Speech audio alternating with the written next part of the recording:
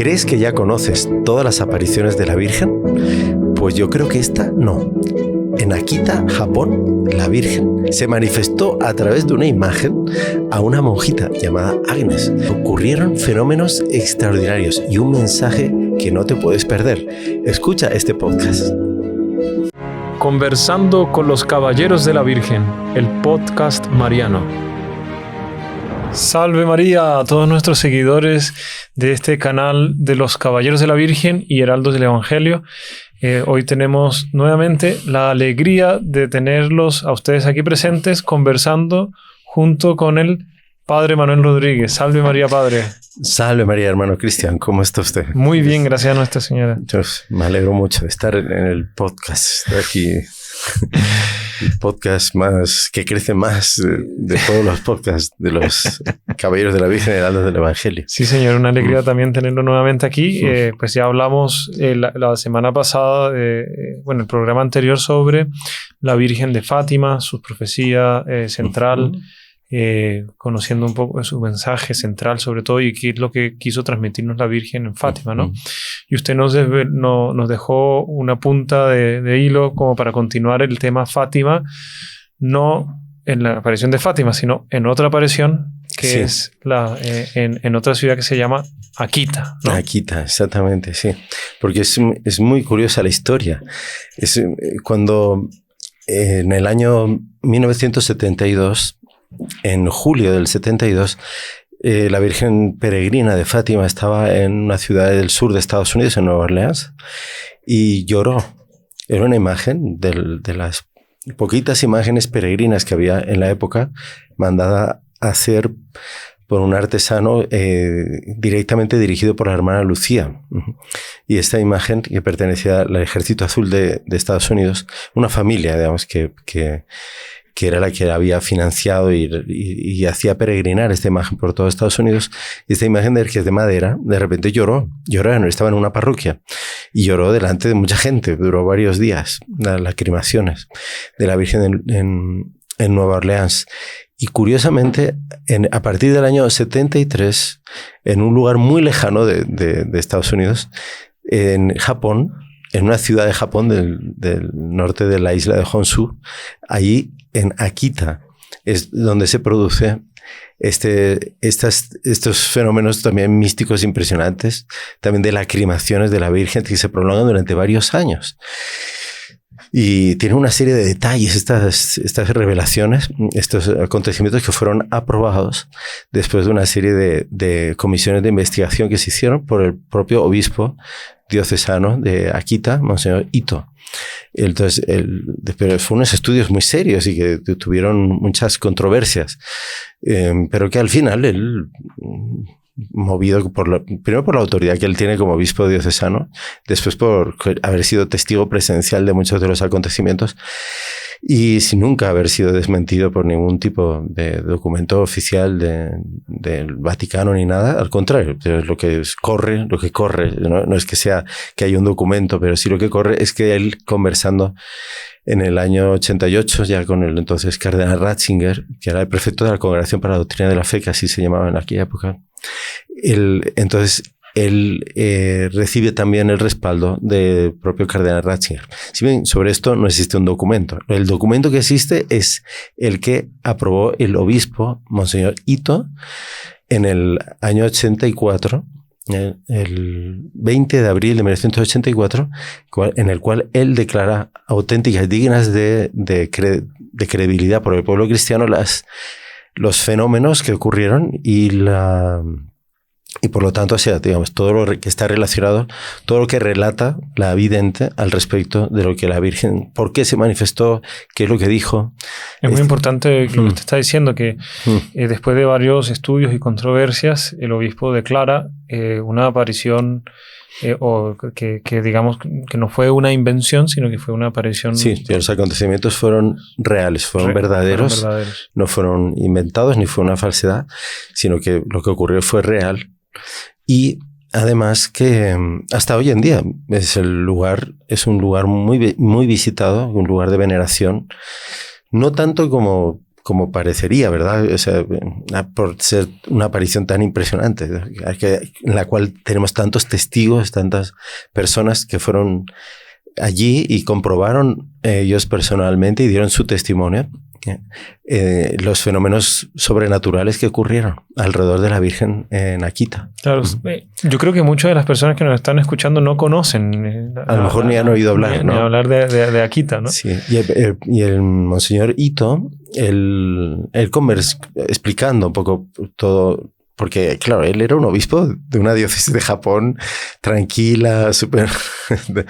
y nunca pasaba nada y de repente le ocurrió estos hechos tan impresionantes.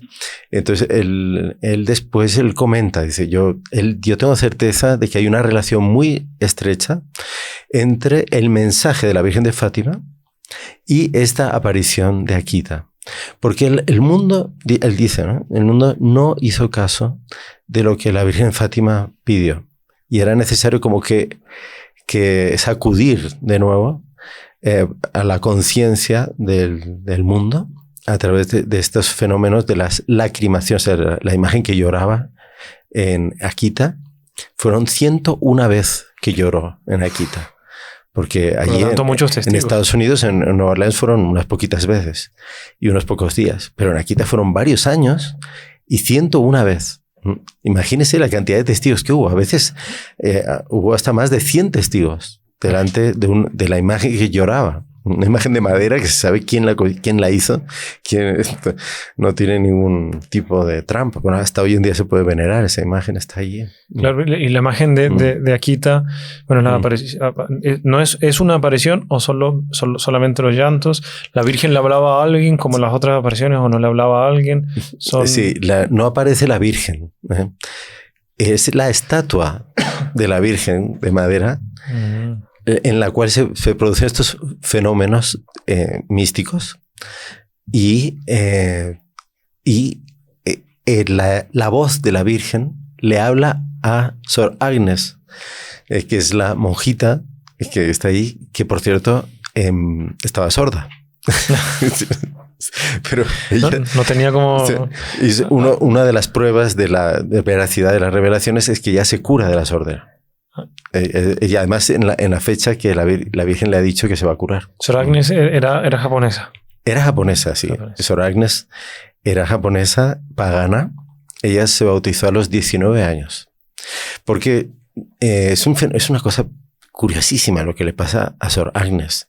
Sor Agnes, el apellido de ella es muy curioso. Katsuko Sasagawa, ¿no? Entonces, Sor Agnes era pagana y a las tantas sufre una apendicitis. Y a los 19 años. A los 19 años es cuando consigue entrar al convento. Antes de los 19 años. ¿Qué pasó? Ella estaba con apendicitis, la llevan al hospital, le hacen la operación y sale mal. En consecuencia de eso, que ella queda en coma durante muchísimo tiempo. En coma y una situación que decían que era medio irreversible, que iba a tener consecuencias si se despertaba hubiese quedado mal, etc. Solo que ella cuenta que cuando se despertó, ella inmediatamente lo que pidió es que quería ser bautizada, ¿no? Pero ¿por qué? Ella veía, o sea, ella se daba cuenta en el coma que había a su lado, en la sala de cuidados intensivos, un joven, una persona resplandeciente, etcétera, tal, que rezaba, que repetía muchas veces ciertas oraciones. Ella entendía que eran oraciones, pero curiosamente eran en latín. Todo eso ella lo descubre después. Rezaba el Padre Nuestro, el Ave María y Gloria. Tanto que ella aprendió esas oraciones estando en coma. Es una cosa curiosísima. Y ella, recuperada del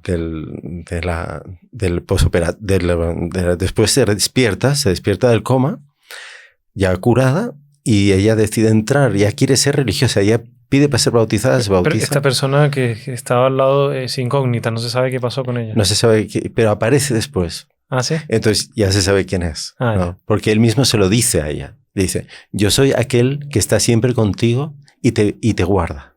Bueno. Era su ángel de la guarda. Ángel de la guarda. Era su ángel de la guarda, sí. Qué bonito. Es algo impresionante, sí.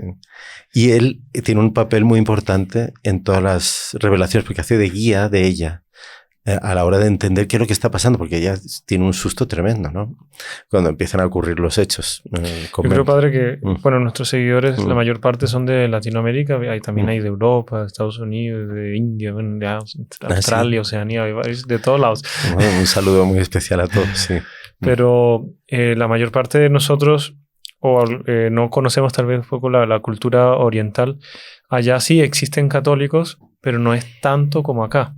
Allá hay mucha más diversidad de culturas, y ver que la hermana en un hospital tenga justo al lado una persona que esté rezando, eso es mucho más raro. Es rarísimo. Que en Latinoamérica. Aquí es súper común. Se ve gente caminando con el rosario por ahí, etc. Claro, exactamente. Es algo... Y que se convierta un japonés ya adulto, digamos, como era ella, de 19 años, que entre para la Iglesia Católica no es tan común también. Exacto. Por todo el problema que ellos tienen, la tradición, el peso de la familia, los antepasados, y tal, tienen un peso muy grande. Exacto. Y entonces por eso para ellos es muy difícil cambiar de mentalidad, entrar en la fe católica.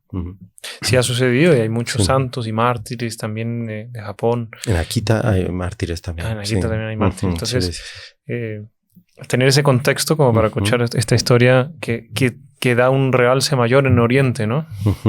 Sí, ten en cuenta que fue el día de la Asunción, el 15 de agosto de 1549, cuando San Francisco Javier desembarcó por primera vez en Japón. Y los mártires de Akita fueron el 3 de junio de 1624. Fueron 32 personas que fueron crucificadas y quemadas. Porque uno piensa que en Japón fueron solo mártires en Nagasaki. Sí. No, en todo Japón hubo mártires.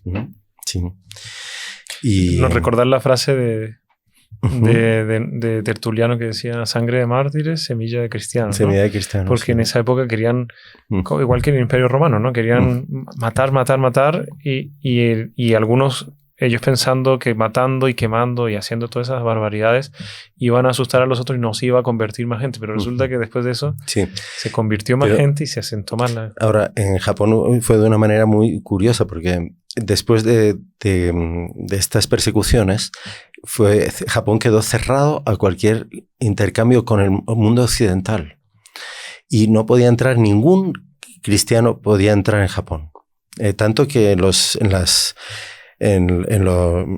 rampas para subir y bajar los barcos, ellos colocaban unas planchas de bronce con las imágenes de nuestro Señor Jesucristo, de la Virgen María, y todo el que quería entrar en Japón tenía que pisar antes en las imágenes de Jesús y María. Alevoso, sí, bien. Fue solamente en el año 1844 cuando se permitió de nuevo, se dio libertad que los cristianos pudieran entrar en Japón. Y ahí fue que llegaron los primeros sacerdotes después de más de 200 años de estar prohibida la religión católica en Japón. Y encontraron, eso es lo que usted decía, de las semillas, encontraron cristianos que se mantenían desde 200 años atrás sin haber tenido nunca un sacerdote. Ellos bautizaban a los hijos. Los papás bautizaban a los hijos y iban transmitiendo la fe que habían aprendido, y tenían que rezar a escondidas. No podían tener una imagen y tal porque los mataban inmediatamente. Imagínense lo que son 200 años de persecución y manteniendo la fe, ¿no? Es interesante saber, porque la gente piensa que solo el sacerdote puede bautizar. Sí, normalmente solo el sacerdote bautiza pero en estos casos, en caso extremo, un cristiano puede bautizar. Bueno, de ahí entra cualquier persona puede bautizar diciendo la fórmula, la frase: yo te bautizo en el nombre del Padre, del Hijo y del Espíritu Santo. En un caso extremo, no sé si está muriendo alguien y usted sabe que no es bautizado, no hay sacerdote cerca, puede bautizar. Sí, claro que sí. Si le piden que le bauticen, debe bautizar. Muy bien. Bueno, entonces es como una introducción, digamos así, sí. Contexto histórico y geográfico y cultural. Exactamente. Entonces, en esta diócesis de ahí del norte, es la misma isla donde está Tokio, pero es al norte. Entonces, y dando más hacia el mar de Japón, no hacia el Pacífico, sino hacia el mar de Japón. Y hacia el oeste. Entonces, en esta ciudad de Akita, en esta diócesis, ¿no?, el obispo había fundado una congregación de personas consagradas, no eran monjas de clausura, que eran las siervas de la Eucaristía. Entonces, para reparar y para adorar al Santísimo Sacramento. Era una congregación muy chiquitita, era pequeña, era de esa diócesis, pero habían hecho alguna fundación ya. Y Sor Agnes, ella primero intentó en una congregación de clausura en Nagasaki, pero se puso de nuevo enferma y no pudo continuar. Entonces, ahí, cuando ya se termina de recuperar y tal, el obispo Ito, que era el obispo de donde ella vivía, él le ofrece entrar en la congregación que él había fundado, que no era tan exigente en materia, pues, o sea, para su salud y todo, ella podía llevar una vida más fácil. A veces la gente se pregunta por qué, entre comillas, se rechaza a una persona que quiere ser religiosa por alguna enfermedad. No es un rechazo, ¿no? No, simplemente es que la persona tiene que adaptarse a unas normas de vida que son muy exigentes, sobre todo en las congregaciones de clausura, ¿no? Que tienen, pues es una vida de entrega al Señor eso hay ciertas mortificaciones que la persona hace, por ejemplo, del sueño. Entonces, una persona que sufre del sueño, de dolor de cabeza, cosas así, no puede entrar en una congregación de clausura que le exige, pues, partir el sueño en 2 sueños por la noche, tener unas horas de oración en la madrugada, después ayunos duros, muy rígidos durante la cuaresma, etcétera. Hoy en día no es tan así, pero lo normal es que todas las congregaciones de clausura exigen ciertas mortificaciones físicas que no todo el mundo tiene salud para soportarlas. Claro. Entonces es por eso. Y es diferente que la persona después de entrar tenga alguna enfermedad y claro, ahí no se le va a echar porque está enfermo. No, pero puede llegar un momento que necesariamente tiene que abandonar la comunidad para poder recuperar la salud. Porque, exactamente, sí. Un hospital, alguna cosa. A ella le ocurrió esto. Entonces ella entra en esta congregación y el obispo le manda a cuidar una parroquia. Ella hace la catequesis y cuida que la iglesia esté en orden, que esté todo bien, limpio, etcétera, ¿no? Que no un poco de sacristana, sacristana de la iglesia y catequista de esa parroquia en ahora no me acuerdo exactamente, Miyoko mismo, de donde ella era natural. ¿Y qué pasó? Estaba ya contenta y haciendo catequesis, estaba todo bien y de repente se quedó sorda. Pero de golpe, así de repente se quedó sorda, no oía nada. Ella aprendió a leer los labios y ya sabía hablar porque había aprendido antes de quedarse sorda. Entonces, él ya no podía continuar, era demasiado para ella dar catequesis. Imagínense, ¿no? Lo difícil que debe de ser, ¿no? No escuchar a los niños, ¿no? Y cuidar la iglesia, las personas tienen que estar mirando los labios para poder... Es un esfuerzo demasiado grande. Entonces el obispo le dice, bueno, entonces ¿por qué no vas a este monasterio que es de vida más contemplativa? De la misma congregación, que era el monasterio de Yusabadai, que es el actual monasterio. Usted se puede ir a visitar, donde está la imagen de la Virgen de Akita. Tenemos varias peregrinaciones pendientes, padre. Irnos todos con todos los consagrados. Vamos a Fátima, a Lourdes, al Pilar, y también vamos a Japón, Nuestra Señora de Akita. Yo conocí a un japonés en Paraguay que él pensaba que era pagano. Y fue impresionante la conversión de él. Y nosotros le dimos la primera comunión y recibió también la confirmación ahí en Paraguay, porque él estaba bautizado, pero no lo sabía. ¿Sí? Sí. Su mamá le contó después, ¿no? Es que en Paraguay hay muchas familias japonesas que habían emigrado hace años y se instalaron en Paraguay, pero después volvieron a Japón. Pero tienen doble nacionalidad los hijos, porque nacieron en Paraguay y tal y cual. Él fue así. Él nació en Paraguay. Sus padres eran inmigrantes, eran japoneses, inmigrantes. La mamá era católica o se convirtió en Paraguay y tal, le bautizó a él, pero después volvieron a Japón. Y en Japón no tuvieron más contacto con la Iglesia Católica. Y él se crió pagano, digamos, ¿no? Porque no hubo, su mamá tampoco continuó en la casa la tradición. Entonces, cuando él vuelve a Paraguay, él decide volver a Paraguay a los 18 años para estudiar una carrera. Y estudiando, él se sintió muy solo. Y unos familiares que tenía allí no se llevaba bien con ellos, y como era la mentalidad pagana que él tenía, y los japoneses son muy fatalistas, entonces él como dijo, bueno, la única solución es mi suicidio. Y cuando estaba pensando eso, en la casa donde él estaba había un espejo, y en la esquina del espejo había una estampita metida de la Virgen de Cacupea, que es la patrona de Paraguay. Sí. Entonces él, mirando la estampa en esa desesperación de él, sintió una voz que le decía, ¿por qué estás pensando eso si tienes una madre? Y si, una madre, ella le agarró la estampita y se quedó, ¿qué será esto? No sabía que era la Virgen María, ¿no? Fue a la clase en la universidad y una compañera de clase, él le preguntó, ¿qué es esto? ¿No? Le enseñó la estampa y le dijo, no, es la Virgen de Cacupé, la patrona de Paraguay. Y dice, qué interesante. ¿Y cómo es esto de la Virgen y tal? No, pues la Virgen, esta chica era hermana de un caballero de la Virgen, es hermana de un caballero de la Virgen de ahí de Paraguay. Entonces, no, entonces te voy a presentar aquí a los caballeros para que te expliquen la Virgen María y tal y todo eso. Y ellos rezan el rosario. ¿El rosario qué es el rosario? Y él se puso a rezar el rosario. Desde entonces ella le enseñó a rezar el rosario y él lo rezaba todos los días. Qué bonito. De la impresión y cómo él se llenó de ánimo y saber que tenía una madre, y al enterarse que es la madre de Dios que estará en el cielo también y tal. Y ahí fue que empezó a frecuentar la casa nuestra allí. Le dimos la catequesis, hizo la primera comunión. Ahí es que le preguntó a su mamá, que estaba en Japón, que si sabía algo de esto. Y dijo, sí, tú estás bautizado. Y le dijo dónde la había bautizado. En otro lugar de Paraguay, donde ellos vivían. Y encontraron la partida de bautismo de él. Qué impresionante, ¿no? Porque él quería bautizarse. Sí, pero es la gracia trabajando en el corazón. Ya le había trabajado.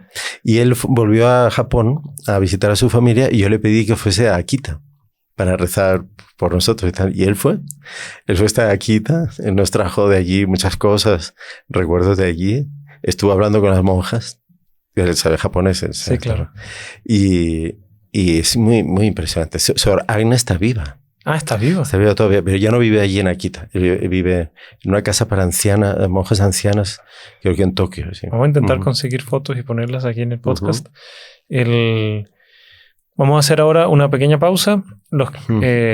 Compartan, dejen su like, suscríbanse al canal, y si conocen algún japonés o que tenga ascendencia japonesa, reenvíenle este podcast, que creo que les va a interesar y ayudar mucho para crecer en su fe. No se despeguen, que ahora vamos a entrar propiamente en toda esta maravilla de las apariciones, las revelaciones, las manifestaciones de la Virgen. Sí, son impresionantes, realmente increíbles. Ya volvemos. ¿Quieres progresar en tu vida? ¿Cuál es la raíz de tus problemas? ¿Sabes cómo defender tu fe? ¿Deseas aprender algo nuevo? Conoce Reconquista, la llave que te brindamos y abrirá la puerta para cumplir tus sueños y tus metas. Regístrate aquí y conoce nuestros cursos de formación católica. ¡Te esperamos! Bueno, continuamos con nuestra historia de la Virgen, de las apariciones de la Virgen en Akita, aquí con el Padre Manuel, y ya creo que vamos a lo que la gente está esperando. ¿Qué es lo que quiso manifestar la Virgen en Akita y cómo fue? Sí, fue algo muy curioso, y a través de este instrumento que fue Sor Agnes, que era una persona así tan enfermiza, pero que había tenido ya esa experiencia. Yo solo que ella es súper reservada, ella no contaba nada a nadie, solamente a Monseñor Ito, que era el fundador de la congregación, que las visitaba con frecuencia allí en el convento Yusabadai, ¿no? Bueno, entonces yo de vez en cuando voy a mirar porque las fechas y todo eso. No, y los nombres en japonés, que es antes. Sí, intenté nosotros no sabemos japonés. Ni siquiera, no sé si se pronuncia así, pero Yusabadai, en principio es eso. Tal vez sea Yusabadai, pero bueno, en fin. Nos corregirán ahí por los chats los japoneses. Los japoneses nos corrigen con todo. Bueno, entonces, ¿qué pasa? Entonces, el 12 de junio, el 12 de mayo de 1973, ella llega a ese convento. después de está sorda. Un mes después, la vida de ella ya está dentro de todo el ritmo de la comunidad, que sobre todo era despertaban, desayunaban y se iban a la adoración y pasaban toda la mañana en adoración delante del Santísimo. Un poco como los caballeros, ¿no? También, pero nosotros no tanto tiempo porque tenemos que hacer mucho apostolado, pero la primera parte de la mañana la pasamos en adoración, claro. Una hora y media. Entonces, ¿qué pasa? Ella ese día 12 de junio va a la adoración y de repente ve brotar del Santísimo Sacramento, que está en la custodia, del sagrario, es una luz deslumbrante, así, pero que no le hiere la vista, pero ella queda y ella piensa que todo el mundo la ve, pero nadie la ve, no, solo ella. Al día siguiente vuelve a ocurrir lo mismo. Claro, ella siente un ardor de amor, así. El tercer día, ¿qué ocurrió? Sale la misma luz del tabernáculo, pero alrededor de esa luz hay una llama de fuego que sube. Además, ella piensa que se está volviendo loca, ¿no? Pero porque las demás monjas se dan cuenta de ella que no ven nada. Entonces, ¿qué pasó? Pasa una semana y el domingo 24 de junio del 73 es la fiesta del Santísimo Sacramento, del Corpus Christi. Y van a celebrar. Ahí fue Monseñor Ito, fue al convento y hace un sermón explicando que la congregación existe sobre todo para reparar y para amar al Santísimo Sacramento, a Jesús presente verdaderamente, el corazón de Jesús, que está presente verdadera y realmente en la Eucaristía. Entonces ella siente una gracia extraordinaria y todo, ¿no? Entonces, ¿qué pasa? Dice, el jueves siguiente de este domingo era la víspera de la fiesta del Sagrado Corazón, que es después del Corpus Christi. Entonces estaba en esa adoración cuando aparece de nuevo la luz y aparecen ya un montón de ángeles alrededor de la luz adorando a nuestro Señor sacramentado, ¿vale? Dice, el obispo estaba todavía allí en el convento y ella le contó todo. Y el obispo le dijo, bueno, tú reza mucho, pide mucho, porque si es algo que te lleva a tener más amor a la Eucaristía, debe ser algo bueno.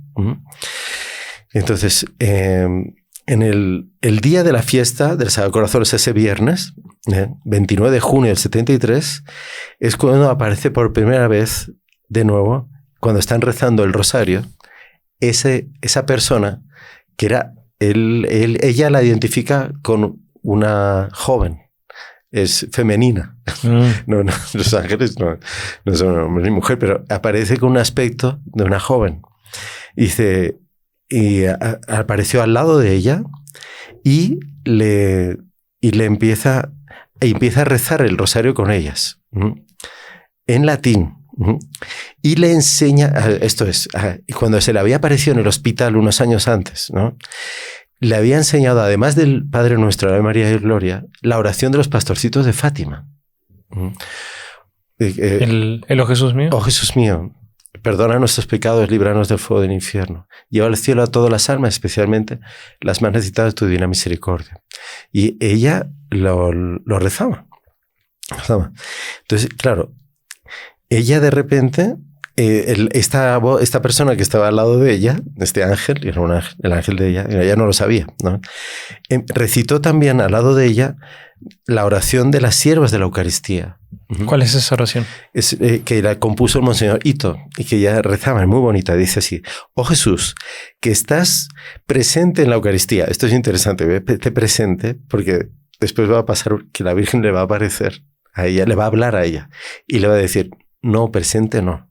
Dice, realmente presente. Interesante. Entonces, y el obispo añadió también la frase después. Entonces le dice eso. Oh Jesús, que estás realmente presente en la Eucaristía. Dice, yo uno mi corazón a tu corazón adorable, inmolado en perpetuo sacrificio en todos los altares del mundo. Dice, alabando al Padre, implorando la venida de tu reino. Yo te hago oblación total de mi cuerpo y de mi alma, dígnate utilizar esta humilde ofrenda como te plazca para la gloria de Dios y la salvación de las almas. Santa Madre de Dios, no permitas que yo sea jamás separado de tu divino Hijo. Guárdame siempre como tu propiedad. Amén. Muy bonita la oración. Vale la pena que la gente ahorita, si quiere devolver un poco el video y la escribe para... Qué pena, o sea, buscaré la versión oficial en español porque este está en francés. La está traduciendo en... Pero bueno, está muy bonito. Bueno, pero ahí ya está creado todo un ambiente así que ella está tomada por ese ambiente sobrenatural que hay en la capilla, en la adoración al Santísimo. De momento la imagen de la Virgen no ha pasado nada. Hasta que el día 28 de junio, ese día, que era un jueves antes de la fiesta de Sagrado Corazón, ella empezó a sentir un dolor muy fuerte en la mano izquierda, en la palma de la mano izquierda, y le apareció una marca en forma de cruz. ¿Como un estigma o una marca? No, era una marca. Era como una marca, pero le dolía. Ahí, ¿qué ocurre? Dice, el dolor fue aumentando, hasta que llegó el 6 de julio de 1973. Y Agnes, la pobre, ve en el centro de la cruz un pequeño agujerito. Y de ese agujerito empiezan a salir gotas de sangre. Y dice, pero... a las 3 de la mañana ella ya no aguantaba más de dolor, no conseguía dormir y tal. Y entonces una voz le dice, no tengas miedo, no reces solamente a causa de tus pecados, porque ella pensaba, esto es culpa de que soy una pecadora. Y entonces me mandó un castigo, así la profecía, pero un dolor espantoso. Y dice, no reces solo a causa de tus pecados, sino en reparación por los pecados de todos los hombres. El mundo actual hiere al muy santo corazón de nuestro Señor por sus ingratitudes e injurias. La herida de María es mucho más profunda y dolorosa que la tuya. Ven, vamos a rezar juntos a la capilla. Eran las 3 de la mañana. Ángel. Sí, era la voz del ángel. La voz del ángel. Entonces ella se levanta y va... Bueno, dice, ella vio a esa bonita persona que estaba cerca de ella en la capilla también, ¿no? Y en ese momento se presentó y le dijo, yo soy aquel que está siempre contigo y que te vigila, te guarda. Llegan a la capilla, a las 3 de la mañana bajan a la capilla, no había nadie, claro, todo oscuras. Se dirige hacia la estatua de la Santa Virgen y de repente, de la estatua de madera se convierte en como una estatua viva. Y una voz de una belleza indescriptible dice... llegó a sus oídos, que estaban sordos. Claro. Pero ella escuchó con los oídos en ese momento. Porque antes era como una voz interior la del ángel, ¿no? Exactamente. Ahora es primera vez que escucha ya con el oído. Exactamente, sí. Ya. Y dice, hija mía, mi novicia, porque era novicia, todavía no era monja de esto. Tú me has obedecido bien abandonando todo para seguirme. La enfermedad de tus orejas es dolorosa. No te preocupes. Estés segura de que te vas a curar. Ten paciencia. Esta es la última prueba. La herida de tu mano te duele. Dice, reza en reparación por los pecados de la humanidad. Todas las hijas que están aquí y cada una en particular son para mí muy preciosas, más preciosas que la niña de mis ojos. Es la niña de mis ojos.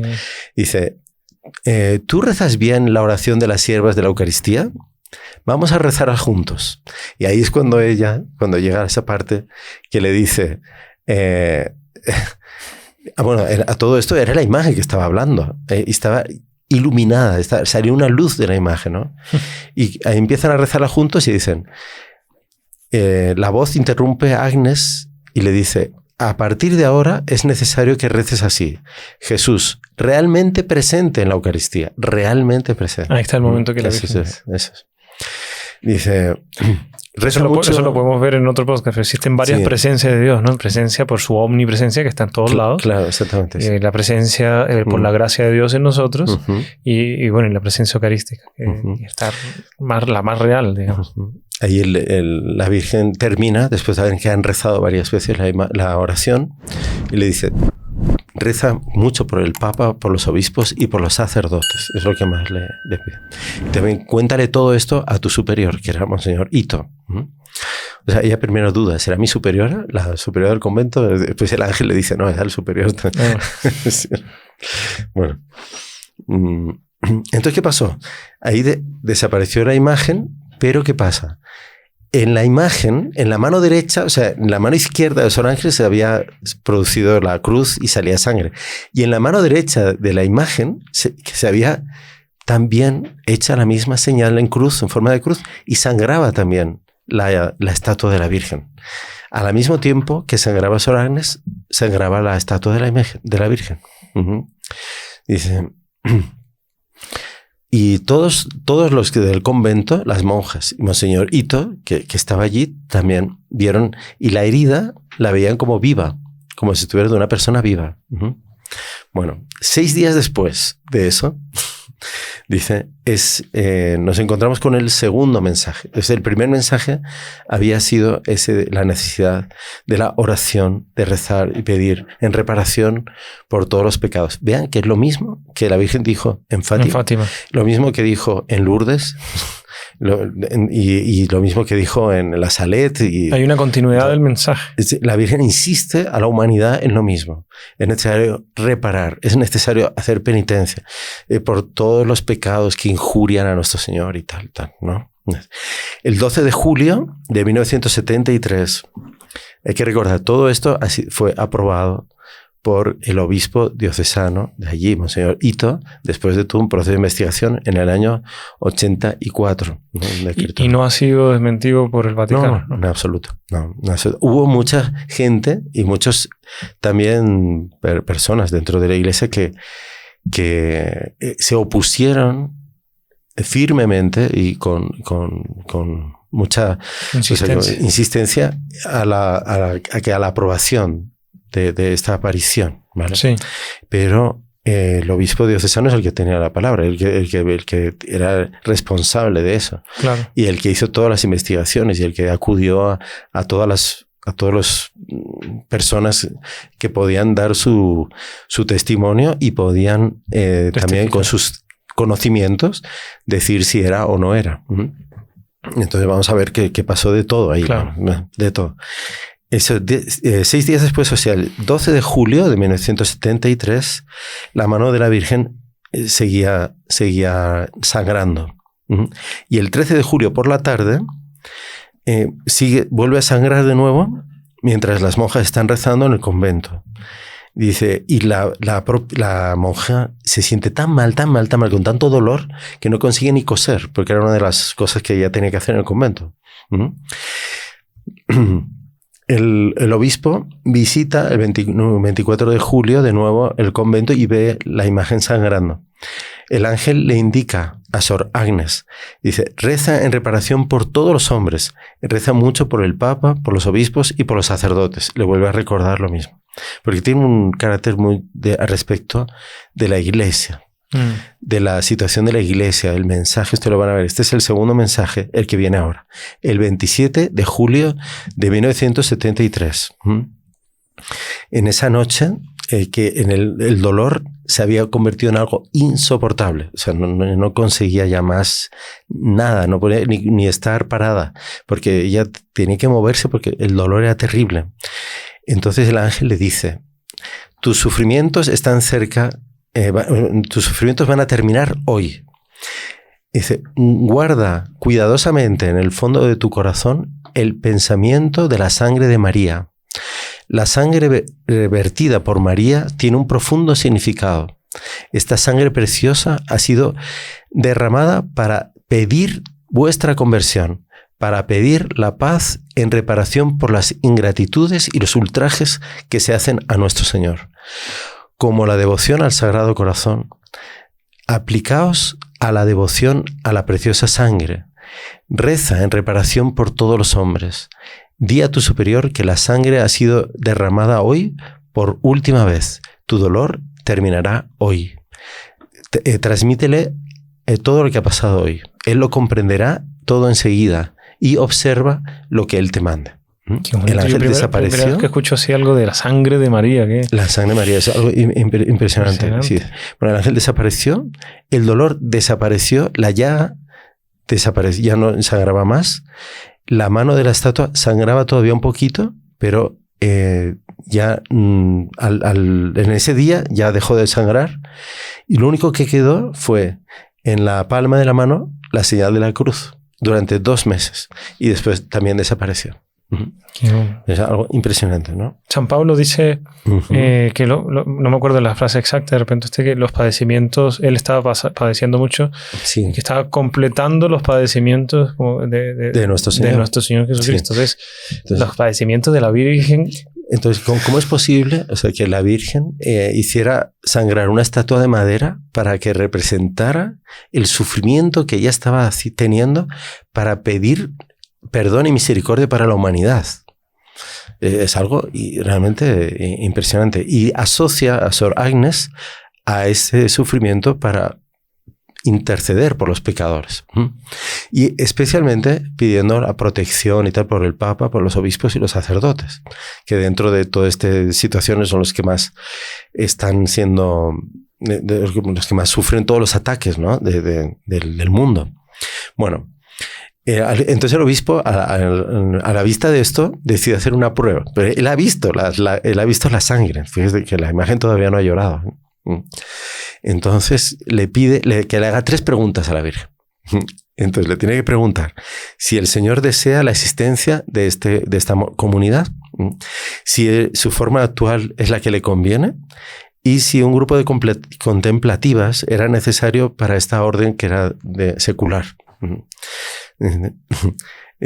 Entonces es curioso eso, ¿no? Que el obispo le pone esas preguntas a la Virgen y curioso cómo le responde la Virgen. Le responde de una manera súper sapiencial, porque como que el obispo estaba muy preocupado con cosas concretas. Sí. Y la Virgen va a algo más mucho más allá. Sí. Durante la noche del 3 de agosto, que era primer viernes de mes, de repente Sor Agnes escucha una voz que le dice: levántate, levántate. Y dice, ella se despierta, se levanta y resulta que el convento estaba empezando a quemarse.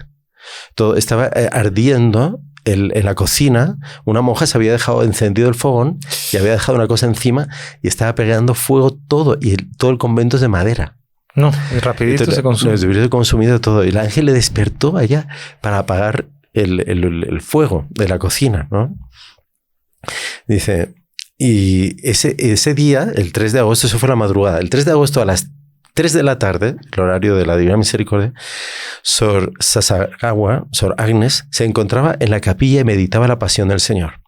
En ese día, un hecho excepcional. El ángel estaba allí y rezaba al lado de ella. Y al final le preguntó, sonriendo. Dice, ¿tú no tienes algo a preguntarme? Era lo que el obispo le había mandado a preguntar. y el ángel sonriendo, ¿no? Dice, Agnes iba a responderle, pero la voz que emanaba desde la estatua, que era una voz de una belleza indescriptible, dice, imposible de reproducir aquí en la tierra, cómo era de bella esa voz que salía de la estatua. Y le dice, le interrumpe y no le puede decir nada al ángel, pero dice, hija mía, mi novicia, tú amas al Señor. Si tú lo amas, escucha lo que te voy a decir porque es muy importante. Tú informarás de esto a tu superior. En este mundo, dice Nuestra Señora, muchos hombres afligen al Señor. Yo deseo almas que lo consuelen. Para aplacar la ira del Padre Celestial, yo espero con mi Hijo que haya almas que expíen con sus sufrimientos y con su espíritu de renuncia a las maldades de los pecadores e ingratos. El Padre está listo para dejar caer un castigo sobre toda la humanidad para hacer conocer su cólera contra este mundo. O sea, los pecados han llegado a un auge que no hay remedio. Y continúa la Virgen, dice, con mi Hijo yo... dice, con mi Hijo yo he intervenido tantas veces para aplacar la ira del Padre. Yo he impedido la llegada de calamidades ofreciéndole con todas las otras almas víctimas que lo consuelan, sufrimientos, y dice, unidos a los de el Hijo en la cruz, a su sangre y a su alma que ama tanto. Oración, penitencia, renuncias y sacrificios hechos con coraje pueden calmar la cólera del Padre. Yo lo pido también a tu comunidad, que ella permanezca en la pobreza, que ella se santifique y que rece en reparación por las ingratitudes y los ultrajes de tantos hombres. Usted menciona ahí algo, padre, si puede explicarlo rápidamente, y también nos quedan 15 minutos. Almas víctimas. Almas víctimas. La Virgen habla de una alma víctima. ¿Qué es eso? Son almas víctimas como ella, como Sor Agnes. Dice que ella va a tener que sufrir después muchísimo por la gente que los expertos que la entrevistan y tal, y que le dice que está loca y todo. Son almas como los pastorcitos de Fátima. Dice que aceptan sufrir por los pecados de los otros. Nuestro Señor Jesucristo es la divina víctima, es la que nos salvó a todos. Pero lo que usted decía de San Pablo, que yo con mis sufrimientos completo lo que falta para la salvación del mundo. Y para esa época, para esa generación, eran necesarias almas también que aceptasen, renunciasen a sí mismas para aceptar lo que Dios les mandase. Una enfermedad, problemas, dificultades, y ofrecerlo con ese espíritu de reparación, de pedir misericordia, pedir perdón. Almas víctimas, esas son las almas víctimas, iguales, identificadas a nuestro Señor Jesucristo en la cruz. Y mire, es así, quien salva a la humanidad son esas almas de personas enfermos. ¿Cuántos hay? Abandonados, que nadie los visita, que nadie en hospitales y tal, personas... Yo ya vi muchísimo, con enfermedades de esas que quedan paralizados, que solamente pueden mover los párpados y que quedan lúcidos. Imagina el dolor, el sufrimiento que es eso. No poder mover nada, solamente ven, entienden y tal, pero nada más. Y están solas. Ahora, en esta visión comprende un poco todas esas situaciones. Exactamente. Es cuando nos llega un sufrimiento, ojalá que lo podamos tomar con este espíritu, como lo tomó Sor Agnes y como muchas almas. Para colocarlo en la copa de la salvación. Exactamente, y es lo que más importa en estos tiempos que vivimos ahora, más todavía que en 1973. Imagínense. Pero bueno, vamos, padre, que nos quedan... Sí, ahí entonces la Virgen le continúa como para responder ahora las preguntas del obispo, y le responde así. Incluso en una orden secular, la oración es muy necesaria. Ya almas que quieran rezar... están a punto de ser recogidas en esta congregación. Sin demasiado preocuparos con la forma, sed fieles y fervientes en la oración para consolar al Maestro. O sea, que no se preocupará mucho con las cosas canónicas y tal. Bueno, ese es el segundo mensaje que hemos escuchado de la necesidad de reparación y de la eminencia de un castigo que la cólera del Padre por los pecados de la humanidad ha provocado. Bien, entonces ya para ir pasando más rápido, así, la Virgen le pregunta a ella, le dice, ¿qué es lo que piensas en tu corazón es verdad? Y como la Virgen sabía lo que estaba pensando en su corazón, dice, ¿tú estás de verdad decidida a convertirte en una piedra rechazada? Oh novicia mía, tú que quieres ser sin compartir con nadie, sin dividir con nadie, quieres pertenecer totalmente a nuestro Señor, convertirte en esposa digna de este esposo, pronuncia tus votos sabiendo que tú debes de ser fijada a la cruz con 3 clavos. Dice, esos 3 clavos son la pobreza, la castidad y la obediencia. De los 3, la obediencia es el fundamento. En un total abandono, déjate conducir por tu superior y él sabrá comprenderte y dirigirte. Recordad que estas son palabras directamente de la Virgen. Directamente, ¿no? De la Virgen a ella, dándole ánimo. Y todo, ella que está sorda, que sufre incomprensión también. Pero ya en ese momento, ¿ya había sido curada? No. Todavía no. No. Porque ¿qué pasa? Es que a partir de ahora la imagen ya no sangra más. Ya. Pero empieza, dice, por ejemplo, el 29 de septiembre del 73, o sea, más o menos 2 meses después, casi 2 meses después, la imagen, la señal de la llaga en la mano de la imagen desapareció. Pero la imagen, cuando estaban rezando por la tarde, empieza a brillar de luz. Y una de las monjas dice, percibe un líquido que está como goteando de la imagen. Dice, y el ángel se le aparece a Sor Agnes y le dice, María está todavía más triste que cuando vertía sangre. Limpia su sudor. Ahí empiezan a limpiar, empiezan a limpiar la imagen, a secarla y tal, y seguía saliendo más y más sudor todavía, que tenía un perfume que era inimaginable. Dice, estaban todas, claro, no sabían cómo, ponían algodón, ponían telas, ponían todo, pero todo quedaba empapado en la cantidad de sudor, digamos, que salía de la imagen. Sería tener un pedacito de ese... Sí, no sabemos dónde habrá ido a parar, pero espero que lo hayan guardado, ¿no? Y ellos se dieron cuenta del perfume que salía. Era una mezcla como de rosas, de violeta y de flor de lirios, ¿no? Estaban todas maravilladas, exultantes, ¿no? Jamás habían sentido un olor como ese, un perfume como ese. Y quedó durante mucho tiempo en la capilla.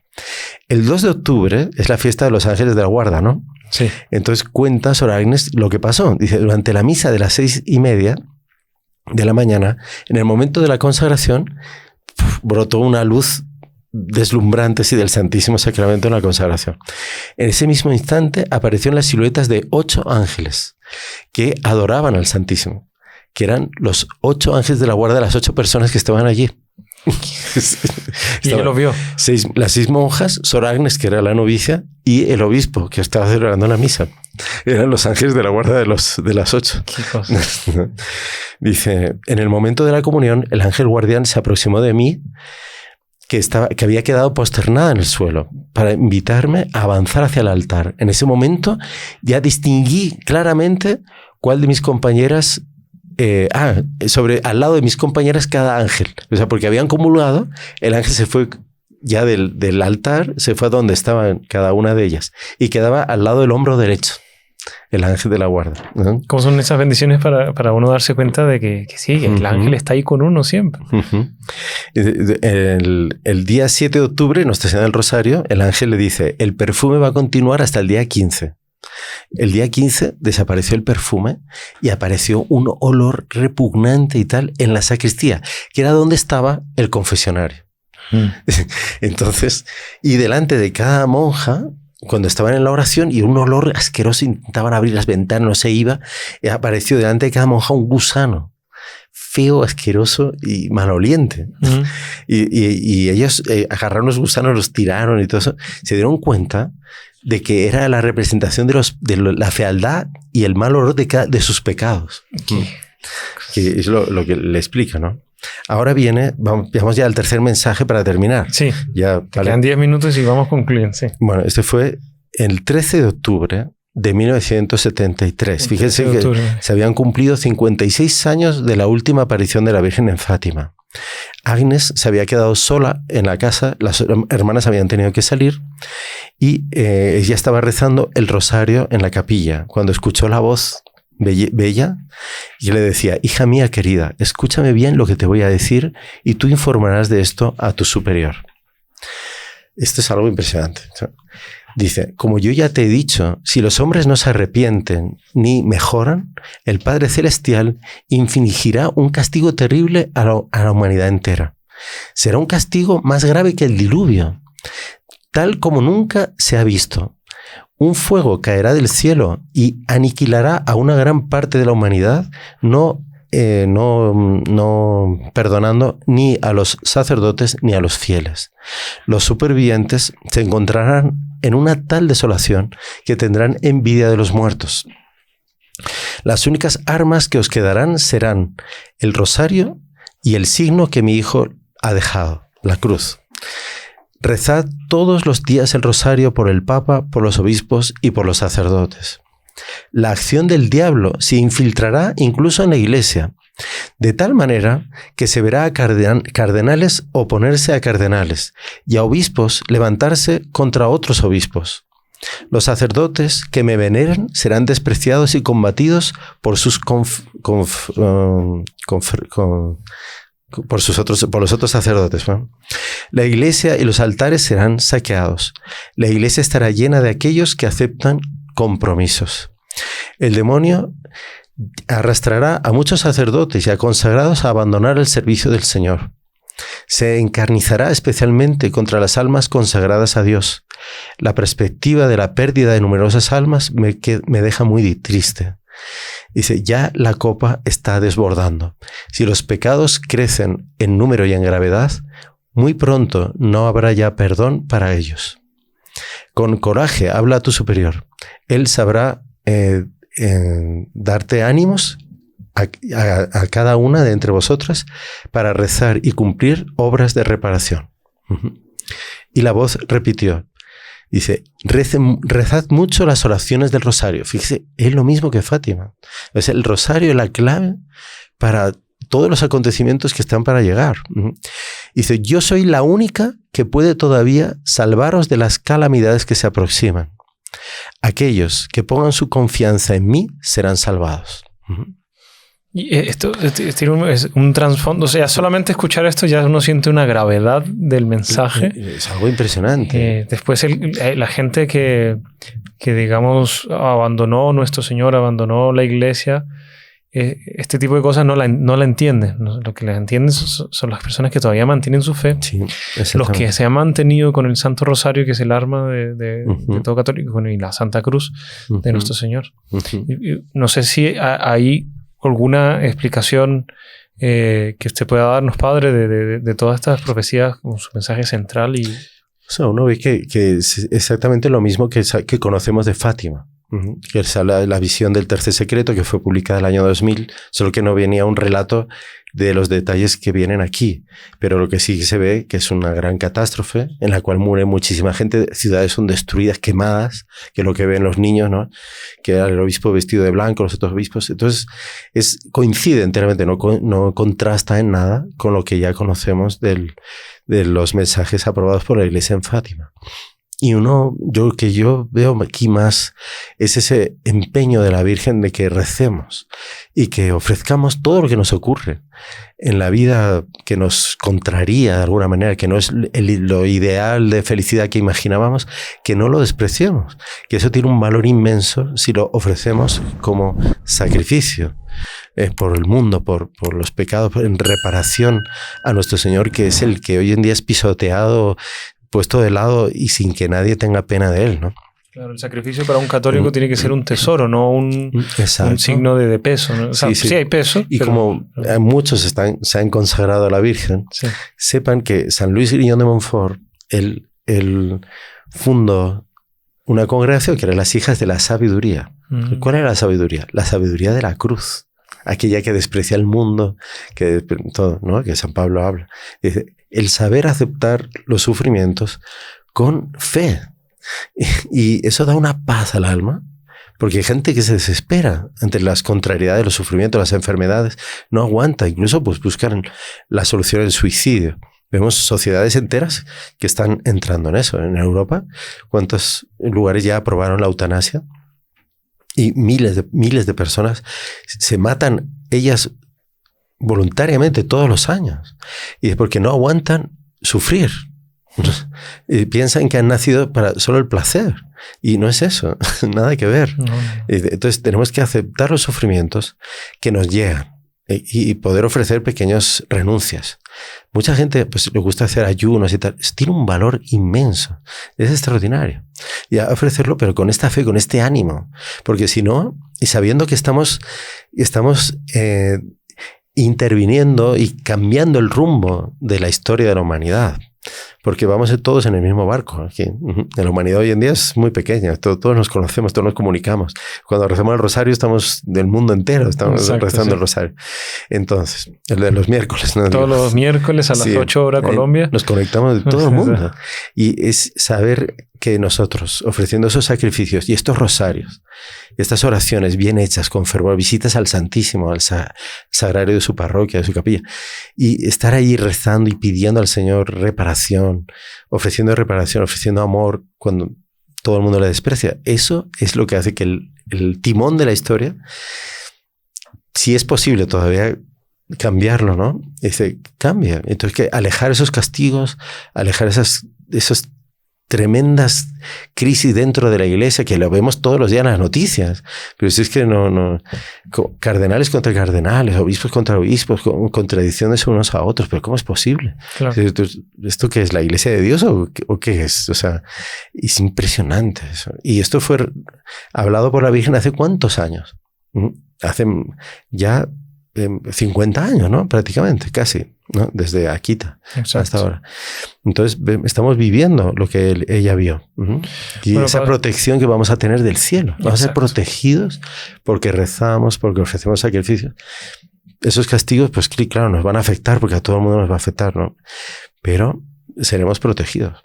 Recemos el rosario y estamos pendientes. Claro, sí. No sé si hay alguna cosa más que faltó esencial o ya el mensaje central ya fue dicho. Ahí, después viene todo lo que le ocurrió a la pobre hermana Agnes, ¿no? Que la llaman de loca, peligrosísima, de encerrar en un manicomio, como le pasó someterla a una especie de lavado cerebral. El confesor de ella, que era el padre Teiji Yasuda, él tiene un libro basado en los propios anotaciones que hacía Sor Agnes. Él lo tuvo en las manos y él copió todos los mensajes, todo como ella los había puesto.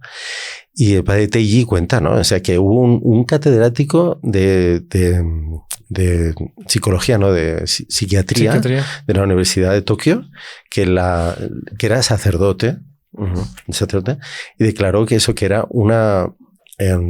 tenía paranoias y con poderes ectoplasmáticos. Entonces, que eso, porque la imagen empezó a llorar. A partir de este momento vienen las 101 cremaciones, que son durante muchos años, hasta 1986, que es la última. Y dice que la vieron multitud de personas y tal. Y él decía, este catedrático, que ella tenía poder de transmitir por su pensamiento parte de su cuerpo al objeto que era la imagen, ¿no? Y después lo metieron al psiquiatra a él, ¿no? No. Pero impresionante. Él hizo todo poderes ectoplasmáticos. ¿Pero eso qué es? Eso? O sea, como un ectoplasma, un fantasma. Entonces, como ella tenía poderes de crear fantasma y que la gente... Eran las lágrimas de ella que aparecían en la imagen. Era la sangre de ella que aparecía en la palma de la imagen. Imagínese, o sea, decirle eso. Pero ella era una persona muy simple, era una persona muy, muy sencilla. Ella creyó que lo que le estaban diciendo era cierto. Imagina el sufrimiento de ella, hasta que, claro, el ángel y el propio Monseñor Ito se dieron cuenta de que estaban haciendo una crueldad terrible con ella. Claro. Y entonces la defendieron y todo. Y después comprobaron que ella estaba cuerda y... Sí. Y después el significado de las cremaciones, de las lágrimas, algunas ocurrieron delante de periodistas, delante de gente de la televisión. Y filmaron, fue pasado por todas las televisiones de Japón. ¿Ah, sí? Sí. A ver si no sé si conseguiremos un video, pero... Mire, a mí me gustaría ir a Japón a investigarlo, porque sería interesantísimo verlo, porque... o sea, no fueron 4 gatos que lo vieron así, ¿no? Y durante mucho tiempo, y todo el mundo lo sabía. Salió en periódicos, salió todo. Oiga, muchísimas gracias, padre. Ya se nos acabó el tiempo. Sí, si usted ahora puede darnos una bendición para darnos fortaleza para todo este mensaje que es muy serio, muy profundo y que nos hace pensar bastante. También les dejamos a los que no han visto el podcast de la Virgen de Fátima, aquí el link, para que puedan verlo. ¿No? Bueno, entonces con mucho gusto les mandamos la bendición a todos que reciban este mensaje, sobre todo de conversión, de oración, de confianza en el poder del Señor y la Virgen para cambiar esta historia que vivimos. ¿Hacia dónde le damos la bendición? Hacia aquí, ¿verdad? Puede ser. ¿Hacia aquí? El Señor esté con ustedes. Y con tu espíritu. Y la bendición de Dios Todopoderoso, Padre, Hijo y Espíritu Santo, descienda sobre ustedes y permanezca para siempre. Amén. Salve María. Salve María.